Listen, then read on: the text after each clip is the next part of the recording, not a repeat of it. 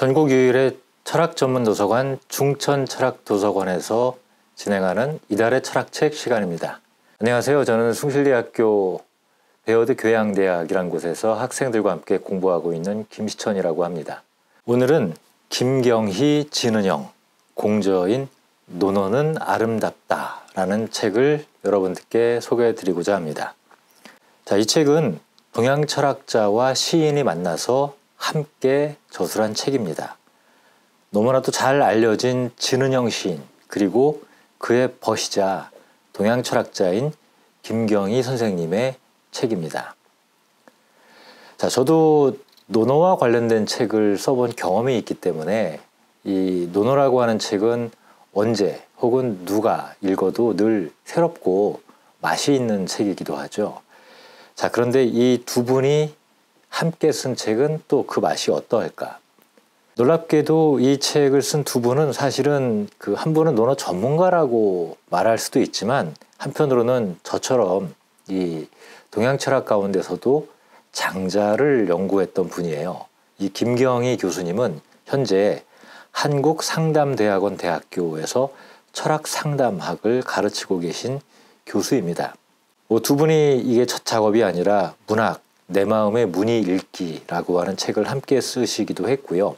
그리고 이제 김경희 선생님은 장자, 영혼의 변화를 위한 철학 등등의 다수의 그 중요한 그 저술들을 번역하기도 했고요. 최근에는 이제 그 대학교에서 이제 문학 상담 혹은 문학 치유 이런 프로그램들을 강의를 진행하시면서 상당히 많은 다채로운 작업들을 이어가고 계십니다. 자, 또 한 분은 이제 진은영 선생님이시고 오랫동안 그 김경희 교수님과 같은 학교에 재직하시다가 최근 조선대학교 문예창작학과로 자리를 옮기셨어요. 말하자면은 이제 시인으로서의 전공을 다시 찾아간 거죠. 그런데 이분은 사실은 대학교에서 철학 박사를 학위를 취득하신 분이거든요. 그것도 칸트에 관한 책도 쓰고 니체를 연구하시기도 했고, 이분의 시집들은 많이 알려져 있습니다. 우리나라를 대표하는 시인, 최근에 가장 왕성한 활동을 보여주고 계신 분 가운데 한 분인데, 이분의 시집을 저도 제가 시집을 잘 못 읽습니다. 이 감수성이 떨어져서. 그런데 이분의 시는 되게 뭐라 그럴까요?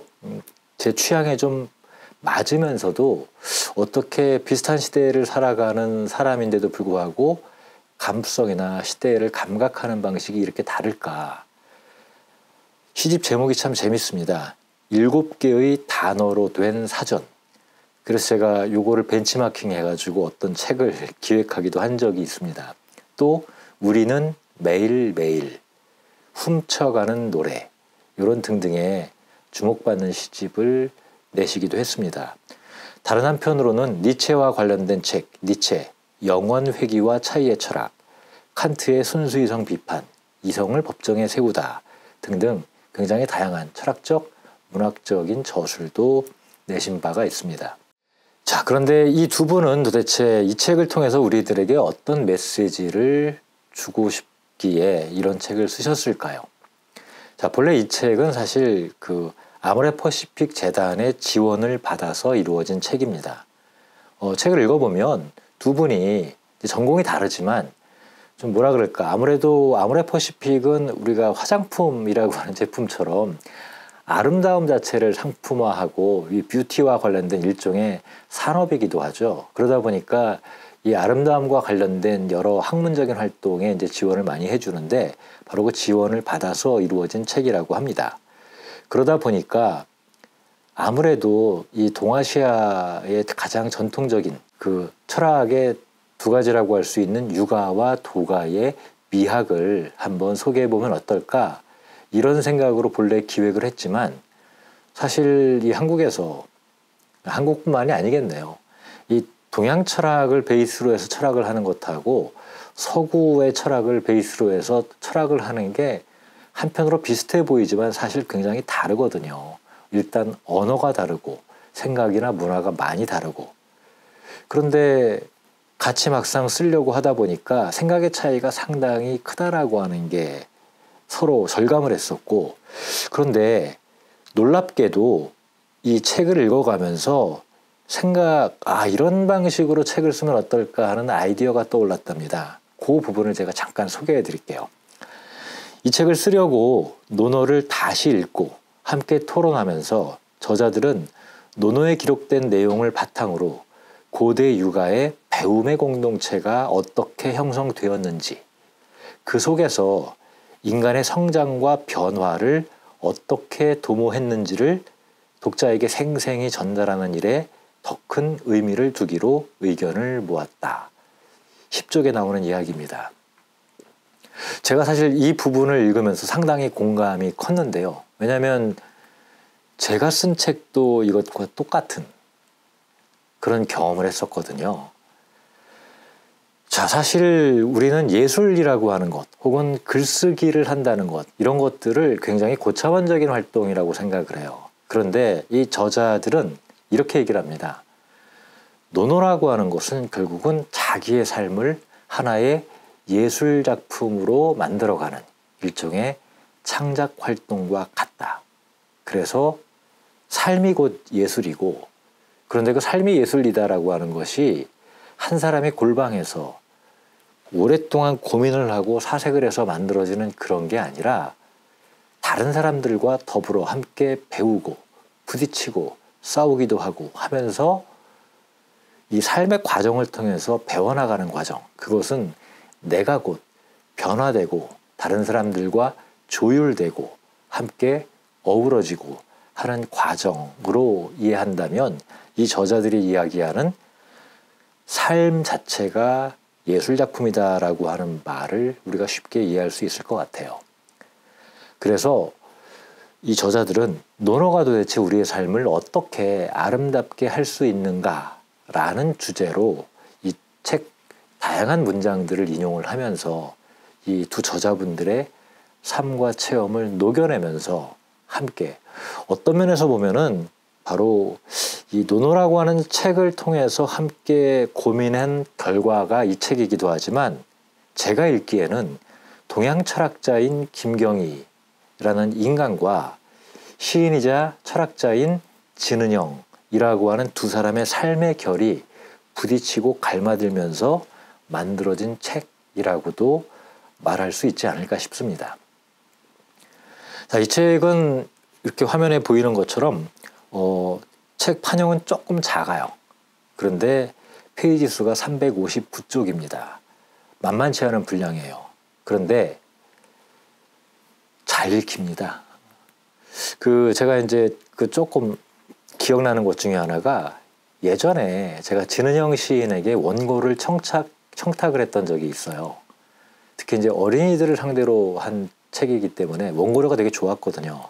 그래서 제가 이 진은영 시인에게 이런 책을 좀 써주시면 어떻겠어요? 그랬더니 어려우시다고. 그래서 좀 청소년들을 위한 건데 너무 고심하지 말고 좀 적당한 수준에서 좋은 책을 써주시면 되지 않느냐. 그랬더니 이 시인께서 저에게 한마디 커다란 가르침을 주셨죠. 중국을 대표하는 20세기의 문인 루신도 그런 비슷한 말을 했다라고 하는데, 이제 이 진은영 시인이 이제 저랑 대학원 시절부터 되게 가깝게 잘 알고 지내던 편이라서 저한테 이제 편할 때는 형이라고 부르거든요. 형, 나는 피로 글을 써요. 사실 그때는 제가 그게 무슨 말인지 몰랐거든요. 그러니까 개념적이고 논리적인 과정을 중시하는 철학을 공부하는 사람의 입장에서 역시 시인은 다르구나. 단어 하나하나가 피 한 방울처럼. 그래서 시인들은 다작을 하지를 않죠.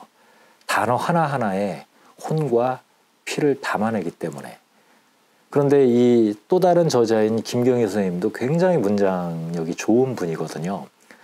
제가 보기엔 두 사람의 생각이 달라서가 아니라 이 문장과 문장의 톤이 서로 갈마드는 시간과 과정이 꽤 오래 걸렸기 때문에 조금 더 시간이 많이 걸리지 않았을까. 자, 이렇게 제가 과장되게 설명하는 이유는 이 책 속에 이게 철학책처럼 하나의 주제를 세부 주제로 나누어서 체계적으로 썼다라기보단 당연히 그런 밑그림이 두 분 저자에게 당연히 있겠죠. 그런데 제가 이 책을 읽으면서 느꼈던 것은 각각의 소주제로 쓰여진 글 하나하나가 독자적인 하나의 무언가로 살아 움직이는 것처럼 우리 가슴속에 주는 뉘앙스가 있고 울림이 있고 그리고 이야기들이 들어있고 해서 이 책은 처음부터 끝까지 쭉 읽어나가는 책이라기보다는 제목 하나하나 그때 보고 마음에 드는 걸 골라서 읽어나가는 방식으로 읽어도 굉장히 재밌지 않을까. 더군다나 분량이 꽤 된다라고 하는 건 그런 시간을 우리가 꽤 길게 가질 수 있다는 뜻으로도 우리가 긍정적으로 받아들일 수 있겠죠. 자, 이 책은 프롤로그와 에필로그를 빼고 전체가 5장으로 되어 있고 그 속에 세부 주제들이 꽤 다양한 주제들이 들어 있습니다. 제 1장은 미적 교육에 관한 7가지 이야기. 그래도 아름다움을 다루니까 당연히 그와 관련된 뭔가 좀 굵직한 철학적인 이야기들이 나오겠죠. 그리고 2장 같은 경우가 좀 되게 독특한 챕터인 것 같아요. 저자가 한 분이 시인이다 보니까 시를 통한 미적 교육. 그다음에 3장은 삶의 미학화. 4장은 유럽의 낸디와 육아의 군자. 참 이런 부분들을 보면 서양 철학을 한 분과 동양 철학을 한 분이 만났을 때 우리가 상상할 수 있는 혹은 기대할 수 있는 그런 재미난 이야기거리들이 이렇게 툭툭 튀어나올 수 있다는 거죠. 그리고 이제 마지막 장인 5장은 아마도 이 두 분이 오랫동안 이제 대학원에서 이 문학 치료라든가 혹은 그런 여러 가지 프로그램이나 강좌를 운영하면서 글쓰기를 통한 어떤 그 삶의 치유 이런 작업들을 오랫동안 해오신 경험들을 바탕으로 해서 쓴 챕터가 아닐까 싶어요. 그래서 이 책은 무엇보다도 그 사이사이에 작은 제목들, 이 꼭지 하나하나가 제목도 되게 재밌고요. 그리고 내용 하나하나가 대단히 신선한 내용들로 구성이 되어 있습니다. 그래서 저는 오히려 이 책을 제가 뭐 체계적으로 이렇게 소개하는 것보다는 이 여러분 스스로가 이 소제목 하나하나를 골라서 미리 상상해보고 나 같으면 이런 방식의 이야기에 대해서 혹은 주제에 대해서 어떤 방식으로 글을 쓸 수 있을까 이런 관점에서 글쓰기 연습의 교재로 이 책을 활용해가면서 상상하면서 읽어도 굉장히 재밌고 유익한 독서가 되지 않을까 싶어요. 자, 저는 그래서 그 가운데서 여러분들에게 2개의 꼭지를 오늘 좀 소개해 드리려고 해요. 자, 시를 쓴다라고 하는 것은 굉장히 외롭고 고독한 작업인 것처럼 이야기를 하죠. 그런데 제2장에 보면은 한 꼭지의 제목이 이렇게 돼 있어요.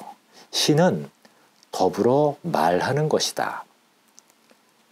자, 요거는 이제 논어를 소재로 한 책이니까 당연히 논어 8일편에 나오는 공자와 그의 제자 자하라고 하는 제자와의 대화를 이제 기본적인 소재로 하고 있습니다. 그 대화 가운데서 너와 더불어 시를 말할 만하구나 라고 공자가 자하에 대해서 칭찬하는 말을 씁니다. 자, 사실 이 공자와 자하는 40살 이상 정도의 차이가 나거든요. 제가 지금 대학에서 강의를 할 때 학생들하고 40살까지는 아니지만 대략 그 느낌을 이해할 수가 있습니다. 그러니까 30살 이상 차이가 나면은 정말 사적인 대화는 굉장히 어렵거든요. 그런데 놀랍게도 제가 공부하는 학문이나 강의하는 주제를 가지고는 학생들과 충분히 대화나 토론이라고 하는 것이 가능하다라고 하는 점. 그런 의미에서 지식이라고 하는 건 굉장히 중요한 소통의 소재, 이른바 미디어가 될 수 있다는 생각이 들어요. 그런데 이 시인인 저자는 이렇게 얘기를 합니다. 시는 더불어 말하는 것이다. 자, 그래서 요 공자가 자하에게 해준 야, 너랑은 더불어 시를 이야기할 만하구나. 요 부분에 대해서 이렇게 나름대로의 해설을 붙입니다. 공자는 시경의 시를 인용하면서 대화하는 것을 즐겼다. 시를 대화에서 활용할 때는 꼭 그 시의 원래 맥락에 충실할 필요도 없었고 시 전체를 활용하지 않고 시어나 시구를 부분적으로 활용해도 무방했다. 중요한 것은 공자가 시를 혼자 읽고 감동하는 개인적 감상을 위한 것이 아니라 내가 다른 사람에게 나를 표현하고 또 상대방의 이야기에 귀를 기울이는 대화의 촉진제로 여겼다는 점이다. 공자는 그렇게 이야기를 함께 나누는 대화적 상황을 시를 통한 문학적 실천에서 더 본질적인 것으로 보았다. 자, 사실 저는 이 시인을 만나면 한번 좀 인터뷰나 대담 같은 걸 해보고 싶었는데, 시를 왜 쓰시나요? 이렇게 물어보고 싶었거든요. 그런데 이 문장을 통해서 우리는 진은영 시인이 생각하는, 그리고 함께 읽었던 철학자 김경희 교수께서 생각하는 시에 대한 나름대로의 관념을 얼핏 추측해 볼 수가 있습니다. 시라고 하는 것은 사람과 사람이 소통하기 위한 도구다.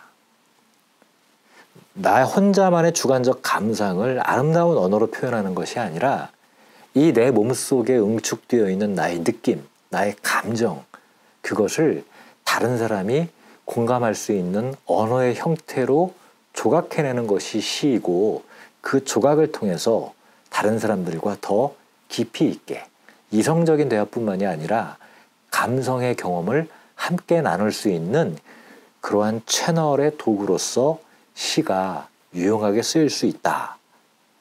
이런 방식의 시에 대한 생각을 갖고 있는 것은 아닐까, 이런 생각을 해보기도 했습니다. 달리 말하면 저자들은 다시 이렇게 얘기를 합니다. 공자에게 시는 문학적 취미를 가진 사람의 전유물이 아니었다.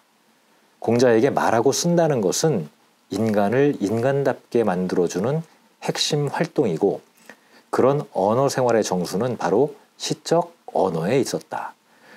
그는 사람이 시적 언어를 사용해서 세상과 사물을 바로 볼 수 있고, 정치적이고 윤리적인 동시에 아름다운 존재가 될 수 있다고 확신했다. 자, 우리 평소의 대화가 시와 같다면 어떨까요? 요즘 많이 등장하는, 전 세계적으로 많이 사람들이 즐기고 있죠, 이 K-드라마. 저는 한국 드라마의 놀라운 특징 중에 하나가 감성적인 언어가 대단히 풍부하다라고 하는 것. 더군다나 특정한 상황, 그 등장인물의 표정을 함께 읽으면서 그 대사를 곰곰이 듣다 보면, 저 사람의 삶의 색깔, 삶의 느낌이 어떤지가 고스란히 전해오지 않습니까? 바로 이 진은영 시인이 말하는 시라고 하는 것이 바로 그런 소통의 창구 혹은 도구, 매개였구나라는 것을 다시 한번 되새기도록 만들어줍니다. 자, 또 한 가지를 보도록 하죠. 저도 이제 논어의 구절 중에서 가장 좋은 말, 정말 다른 사람들에게 추천해주고 싶은 구절을 이야기할 때마다 몇 가지 떠오르는 것 중에 하나가, 여러 가지가 있지만 그 중에서 첫 번째 문장을 읽을 때마다 저도 늘 감동을 느끼거든요. 바로 이 5장에 보면 이런 꼭지 제목이 나옵니다. 배움의 공동체, 기쁨, 즐거움, 노여하지 않음. 아마도 좀 논어를 읽어보신 분이라고 한다면 이게 무슨 얘기일까 조금 추측이 가능할 것 같아요. 자, 누구나 다 아는 첫 번째 구절 번역하면 이렇게 돼 있죠. 선생님께서 말씀하셨다. 배우고 그것을 때에 맞게 익혀나가면 기쁘지 않겠는가? 벗이 먼 곳에서 찾아오면 즐겁지 않겠는가? 남들이 알아주지 않아도 노여움을 품지 않으면 군자답지 않겠는가? 자, 모르는 사람이 없는, 혹은 들어보지 않은 사람이 없는 그런 구절입니다. 자, 이 부분에 대해서 이 두 저자는 이렇게 우리들에게 소개를 합니다. 논어의 첫 단락은 배움의 활동이 가져올 유익함을 이야기하는 것에서 출발한다. 그 유익함이란 다른 데 있지 않다. 기쁨, 즐거움, 노여하지 않음일 뿐이다. 다른 거창하고 특별한 도입을 기대한 독자라면 다소 실망스러울지 모르겠다. 그러나 이 단락은 공자 스스로 추구한 개인적 삶의 방향뿐만 아니라 그가 활짝 열어놓은 배움의 공동체가 향해 가야 할 궁극적 지향점을 보여준다는 점에서 논어 전체에서 의미가 각별하다. 저는 사실 이 문장을 읽을 때마다 그런 생각을 했었거든요. 이 문장이야말로 공자가 자신의 삶을 자서전, 세 개의 문장에 담은 일종의 자서전이 아닐까. 내가 어릴 때와 청년 시절에 세상을 배우고 사람을 사귀고 하는 과정에서 나는 기쁨으로 충만한 삶을 살았다. 내가 어느 정도 원숙한 경지에 오르게 되니까 주변에 나처럼 배우기를 좋아하는 친구들이 모여들기 시작하니까 그들과 늘 함께하고 또 그들과 함께 배우면서 나는 늘 즐거웠다.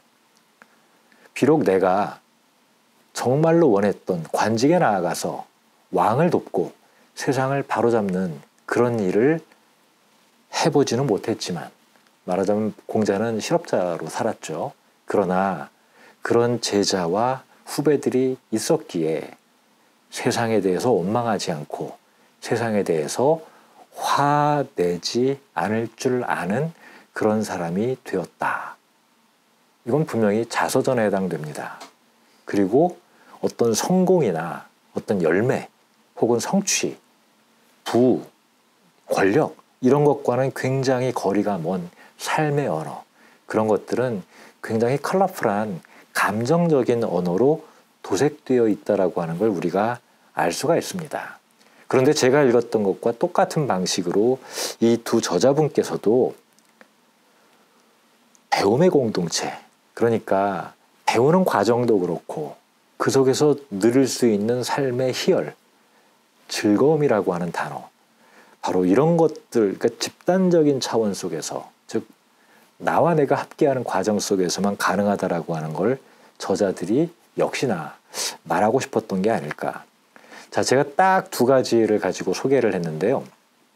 이렇게 이 저자들이 소개하고 해설하고 있는 내용들이 무슨 어려운 철학적인 해석들이라든가 이런 것들만 하고 있지는 않습니다. 당연히 논어에 대해서 잘 모르는 독자들에게는 어떻게 이해를 해야 되고 어떻게 설명을 해야 되고 하는 친절한 해설도 있지만 이 두 분 저자들이 전통의 시각으로부터 조금 자유롭게 우리 시대로 와서 누구나 한 번쯤 다양하게 생각해 볼 수 있는 그런 자신들의 소박한 경험이나 혹은 자신들의 삶의 이야기들을 함께 버무리면서 두 사람이 함께 입을 맞추고 읽어 나올 수 있는 그런 내용들을 재미있게 풀어나가고 있다는 점에서 이 책은 어찌 보면은 삶에 대해서 쓴 한 편의 시이기도 하고 혹은 논어에 대해서 삶을 가지고 읽어낸 일종의 독후감과 같은 책이라고도 할 수가 있어요.